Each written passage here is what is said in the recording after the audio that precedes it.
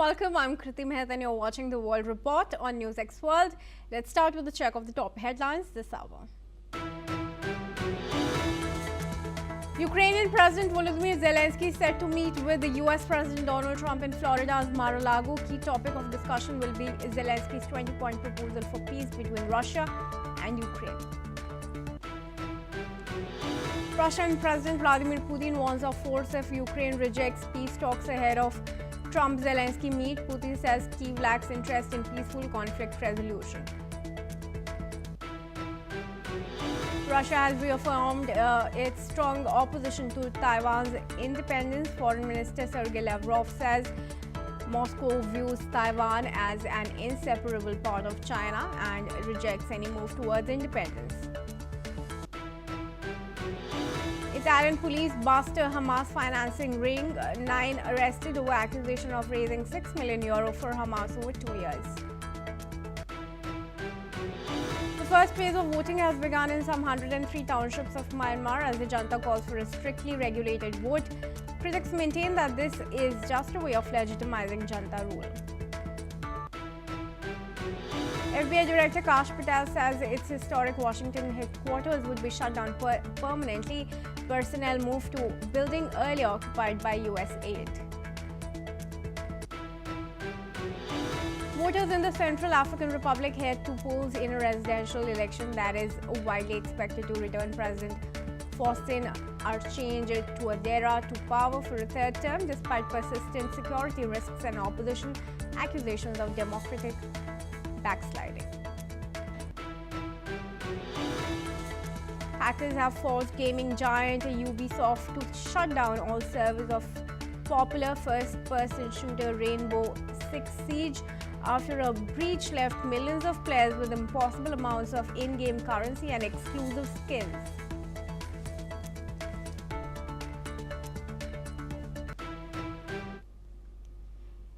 And viewers, as crucial talks between Zelensky and Trump are set to be held today, an energy company, DTEK, confirmed that Russian strikes have plunged over 1 million homes in Kyiv and surrounding areas into darkness due to extensive power outages. Crews worked around the clock to restore electricity while air raids continued. Meanwhile, Moscow claims to have captured 2 more towns in eastern Ukraine, Mirnograd in Donetsk and Gilaypol in Zaporizhia, intensifying pressure on Ukrainian forces.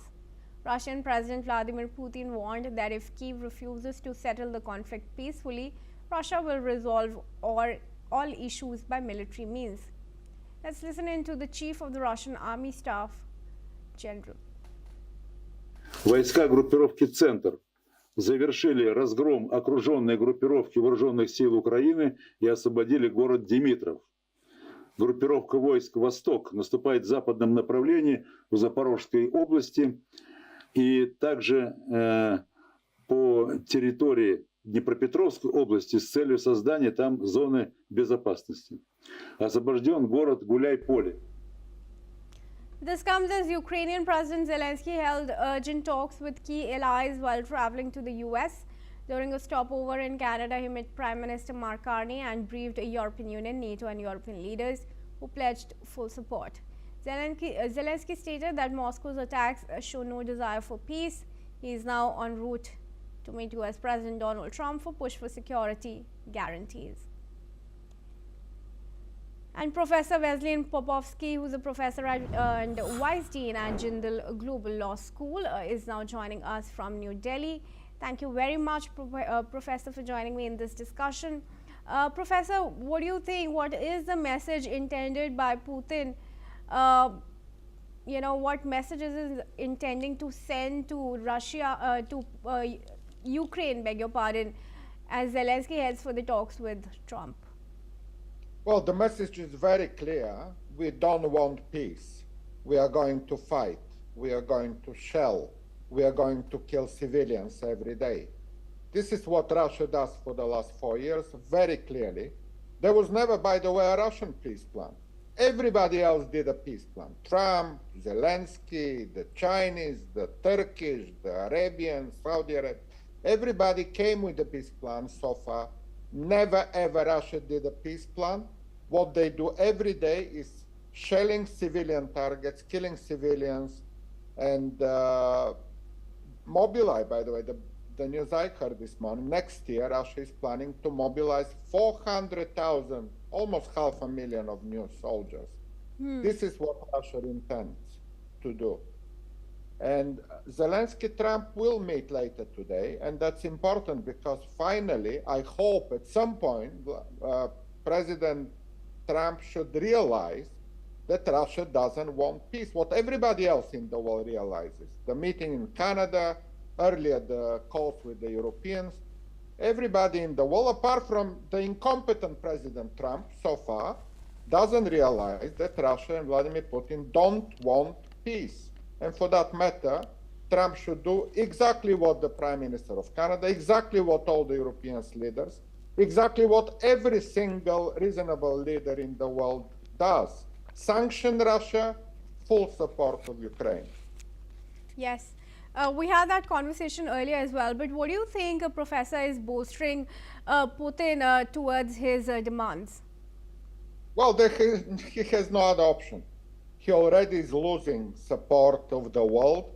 He is nowhere. Russia is no longer a member of the international community. He's kicked out of every organization apart from the Security Council, obviously. It's no longer in the Olympic committees. Russian citizens cannot put the Russian flag when they go to compete with other athletes all over the world. The Russian economy is collapsing. Those who will return from the front line will be criminals, and he's basically scared of stopping the war exactly because his power will end. When that all happens, when the Russian economy collapses, and Putin has no option here.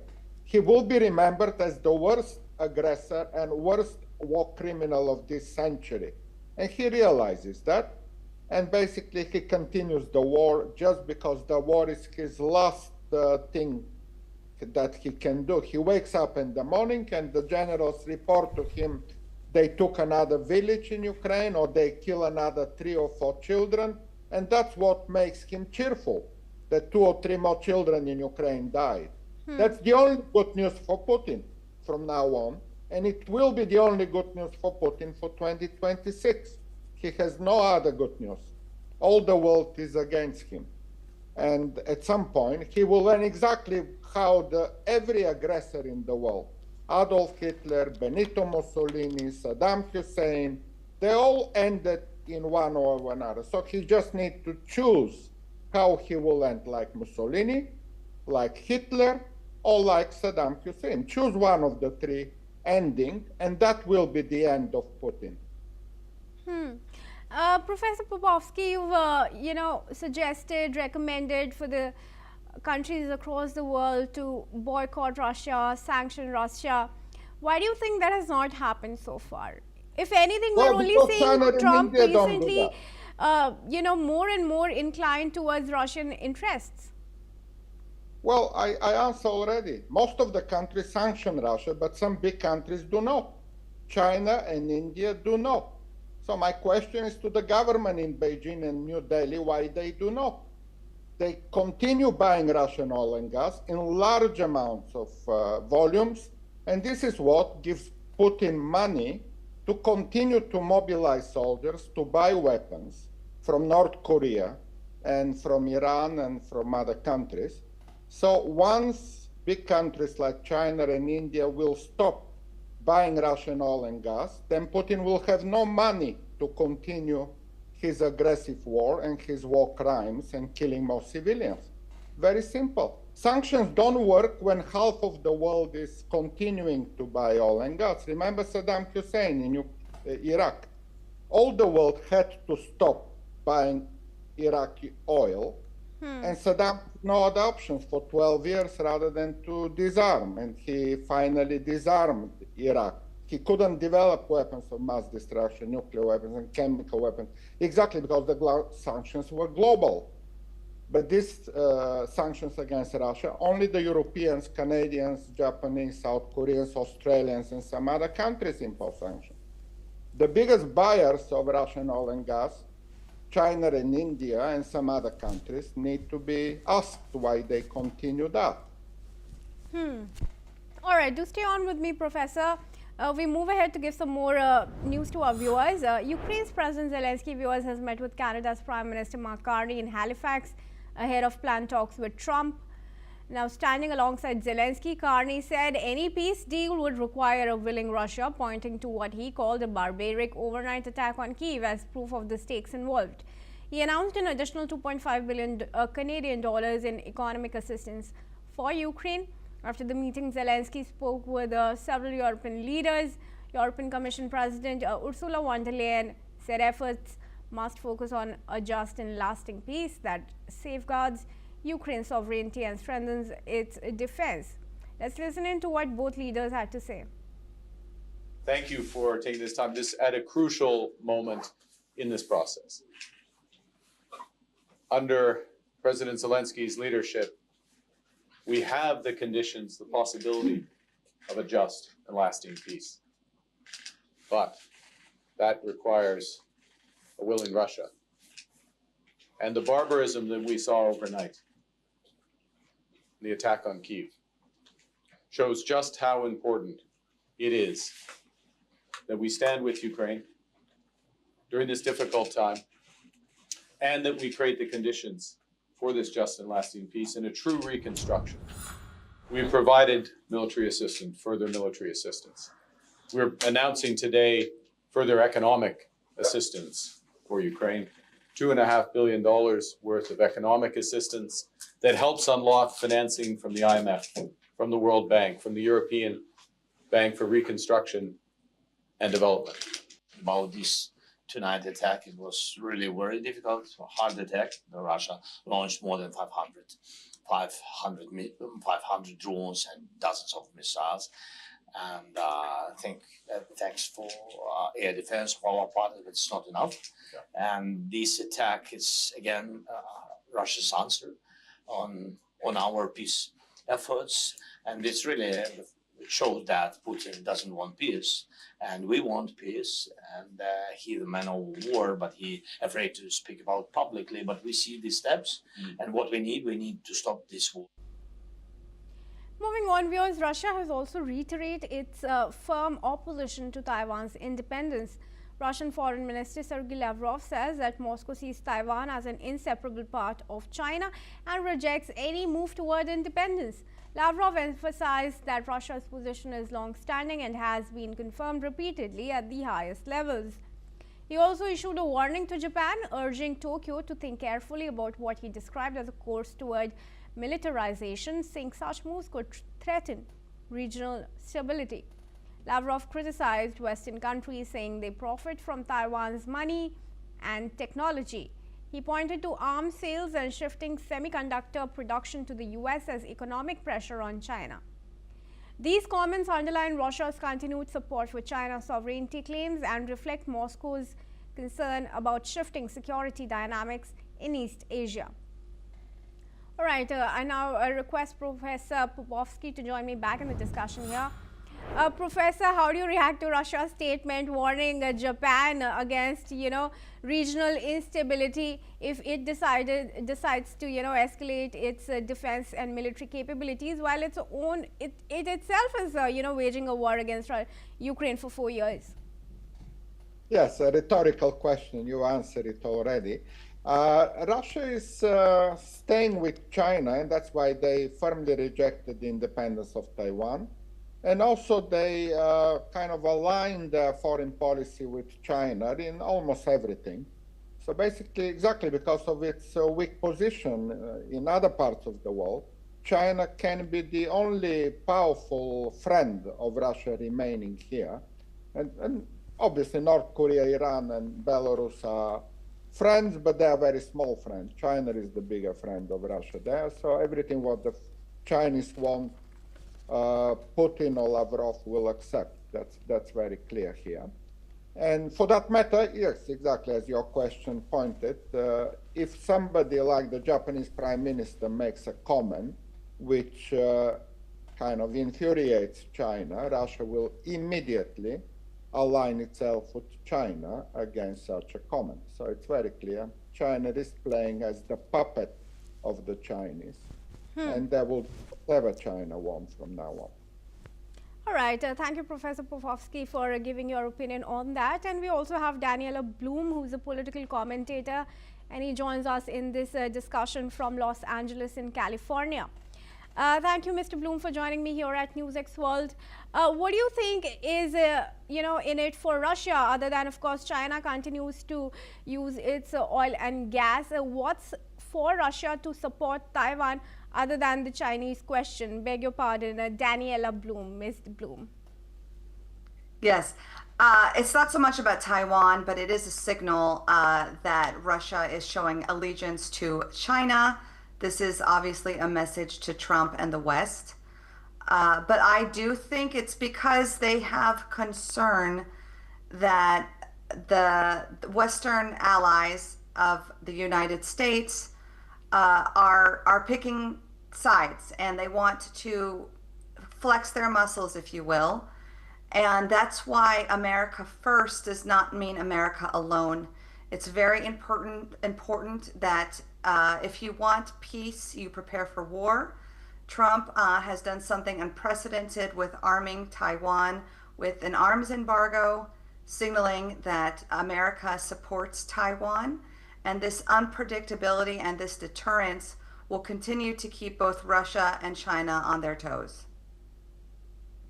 All right, sure. To continue to stay on with me, Daniela, as we proceed ahead, I seek your opinions.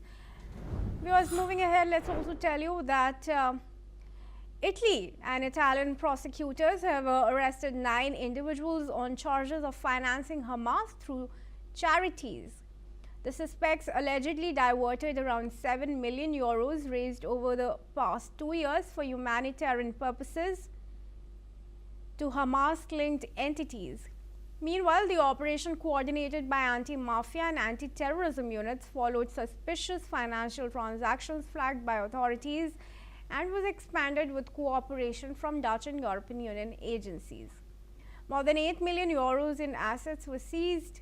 Prime Minister Giorgia Meloni praised the operation, which uncovered Hamas funding through so-called charity organizations.